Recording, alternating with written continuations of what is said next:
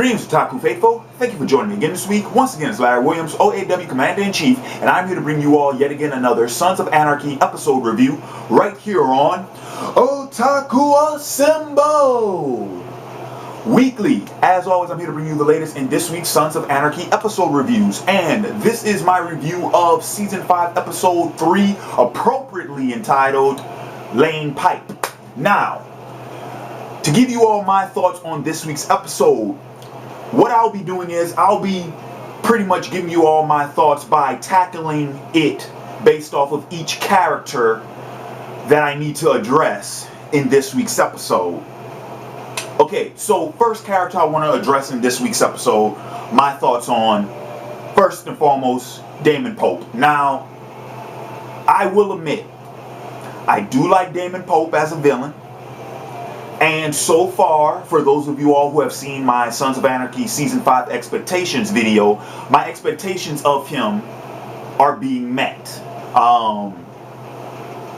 Not so much exceeded yet, but they are being met. And like I said, as an antagonistic character, I do enjoy him. But even I have to admit, his demands in this week's episode were unreasonable. I can buy what he did in the premiere in Season 5, Episode 1.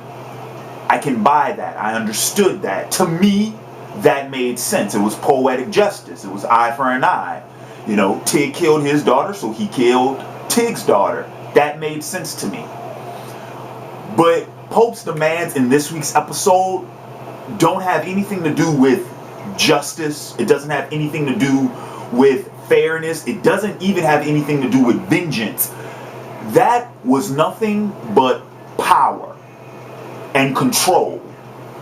Pope had to make a statement that he runs the show, that he has the power to do whatever he wishes, and he needed Jax and Jax, Tig, Chibs, and Opie. He needed them to understand that he ran the show. That was nothing but that had nothing to do but power, intimidation, and control. That was it. Pope was flexing his fucking muscles. And quite honestly, that was some cold-blooded shit. It really was. Like I said, as a villain, yes, it's great. Why? Because those are what villains do. They're the bad guys. They do shit to force us, the viewer, to root against them. So of course it makes sense that he would do something like that. But I'm just making sure we're all on the same page that Pope was out of line with that shit. Alright? He was out of line with that shit. It was uncalled for. So,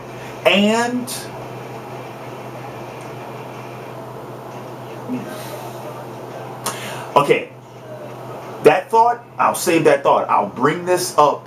I'll bring Pope up again when I get to Jax, because I get the feel that we'll get back to that. We'll get back to that. Okay, so second character I want to address in this week's review, Gemma. You know, I've tried with Gemma. You know, so often I try to give her the benefit of the doubt.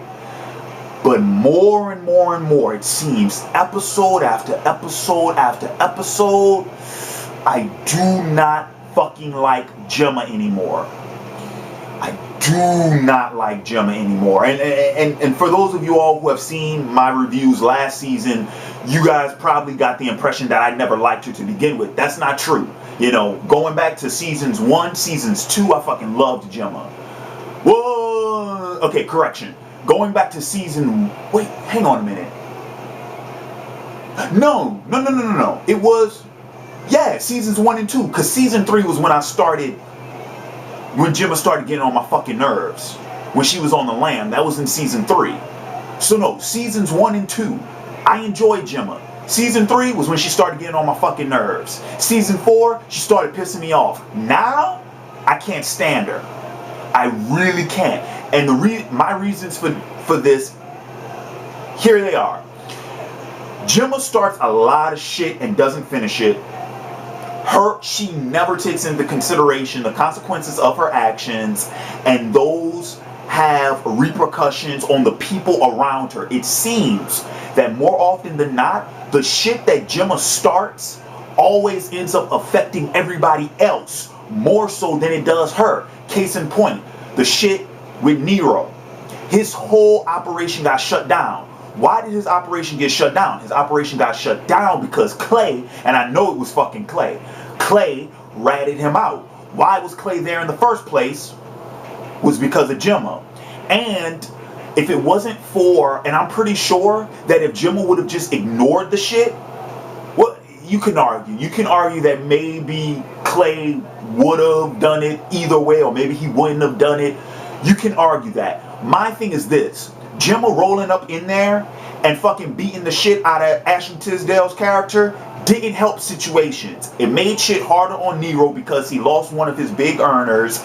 And then, to make matters even worse, then his fucking operation got shut down. Fuck, all Gemma does is take. All she cares about is me. The shit she pulled with Wendy, the shit was foul. The shit was foul, and I'm glad Tara didn't fucking cave into that shit. That she actually stood her fucking ground against Gemma. Because here's my thing. I am waiting. I am patiently waiting for the day when Tara just breaks her foot off in Gemma's ass. Because somebody needs to do it. And I'm not talking about because like last season, you know, the shit with Clay. No, that was uncalled for. Because in that situation last season between Gemma and Clay, Gemma was actually in the right about that. She wasn't at fault in that situation. So of course Clay was in the wrong. But no. I don't, to be honest, I don't want any shit with Clay, and I don't even want anything with Jax. I want Tara to break her fucking foot off in Gemma's ass. This is a long time fucking coming, and it needs to happen. It needs to fucking happen, because Gemma just strangled that hoe. Can't fucking stand her. She's infuriating. She really is. Okay. Mini rant is over. Okay? Mini rant is over. Now, who else did I want to fucking talk about? Because Gemma just pissed me off so much. I know Opie and Jax, but I want to see if there's anybody else I want to talk about before I get to Opie and Jax.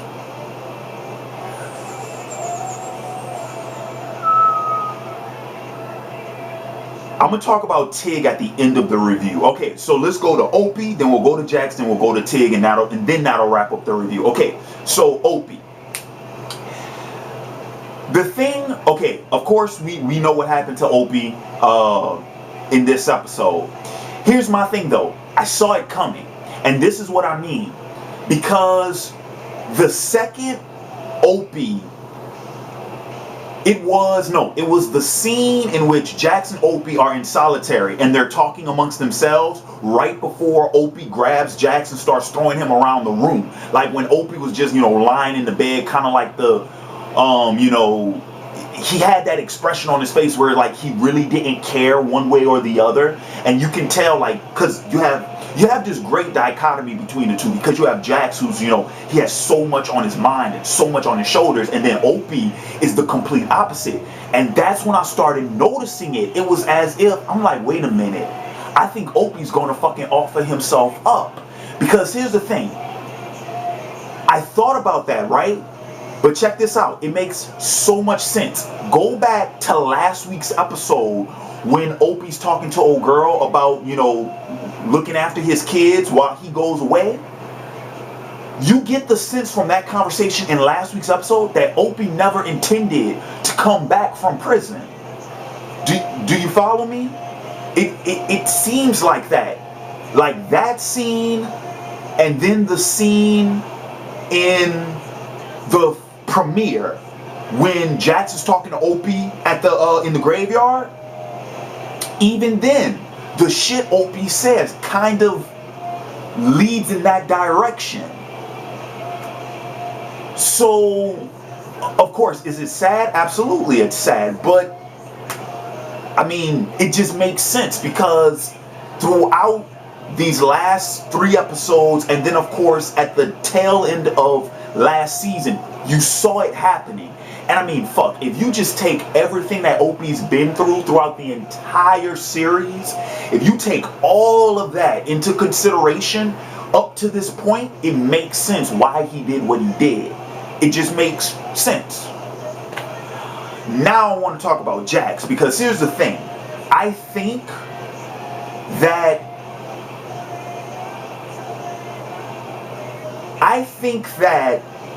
Opie's death is that's the spark, that's the switch that went off in Jax's head, where now I think from this point on in the series, we're going to see a different type of Jax. We're going to see a much more, I don't want to say brooding, but we're definitely going to see a darker Jax.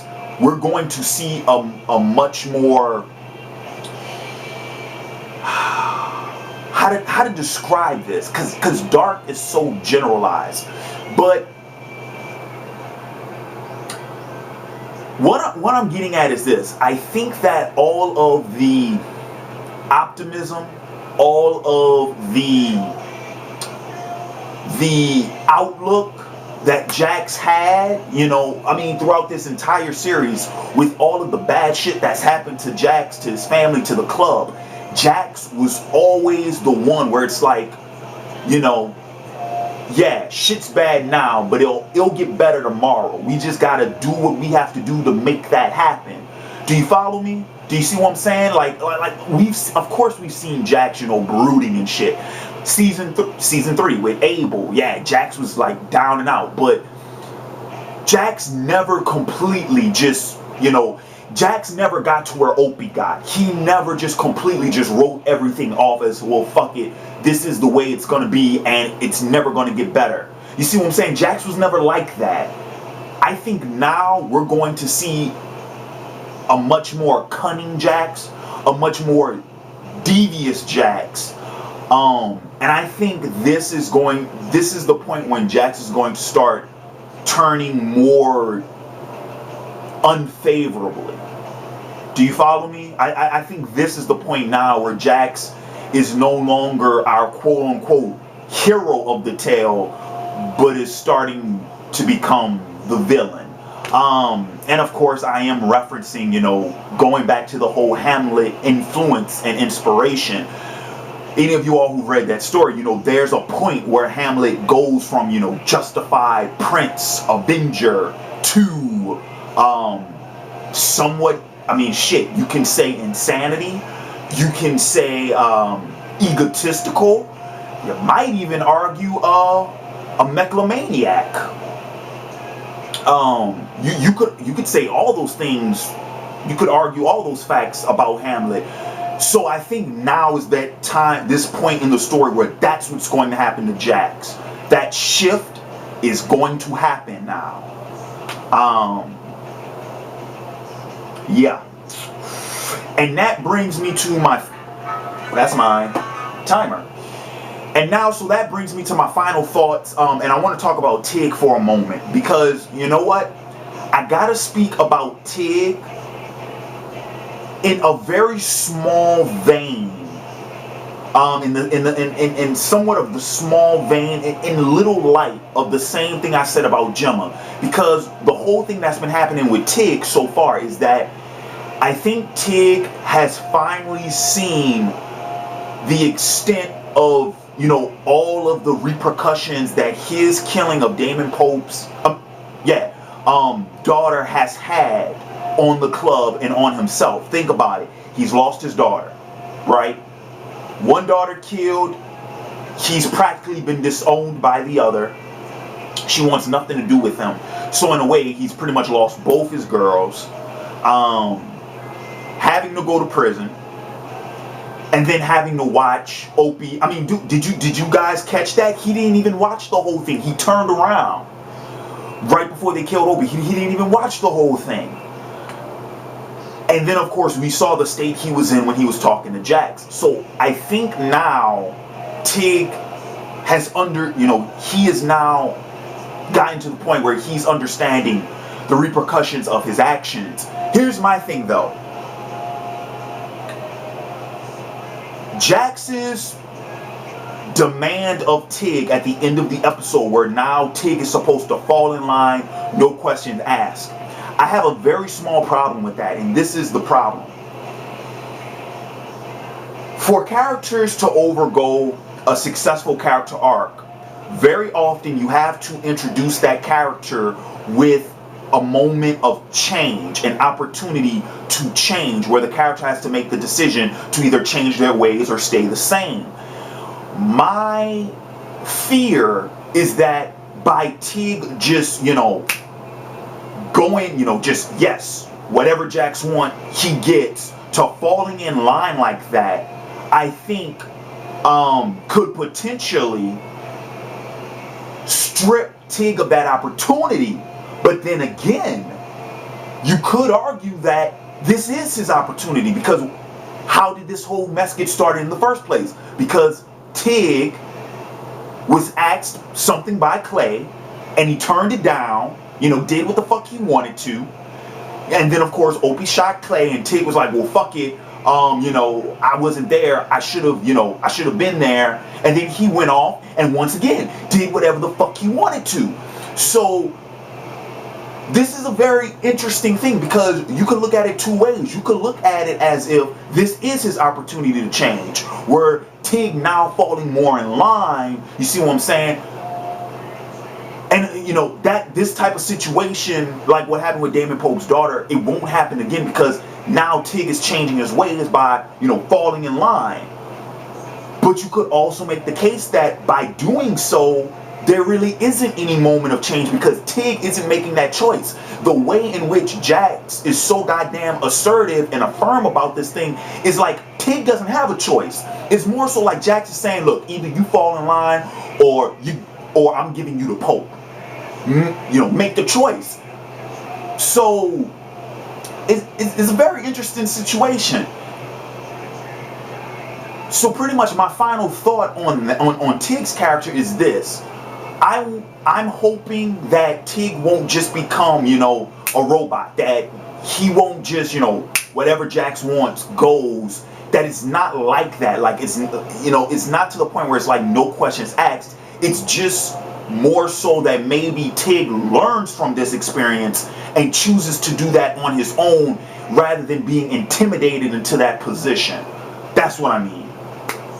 So, final thoughts on the episode. It was a really good episode. Heartbreaker, of course. But I especially liked, I would probably say, though, weird as it is, my favorite scene is probably the conversation between Tara and Wendy. I really like that scene. I like that banter that was going on between them. And I like that, just their different positions on, the different sides of the fences in their conflict. And how, funny enough, they seem, even though they disagree about Abel, they kind of both came to the same conclusion about Gemma, which I really liked. I thought that was really important. And that's my 20-minute marker. So, with that being said, that's going to do it for me this week. Thank you all for joining me again this week. And in the comments below, leave your thoughts on this week's episode. And until next time, what to keep an eye out for later this week. Of course, you all know my discussion of the week will be up on Friday, and my comic book Hollywood will be up on Sunday. And I think I'm reviewing Spider-Man 2 this week, which will be really fun, because that's one of my favorite movies, period. Not just comic book movie or superhero movie. One of my favorite movies, period. So with that being said, this has been Larry Williams, OAW Commander-in-Chief. I'm signing off, and until next time, peace.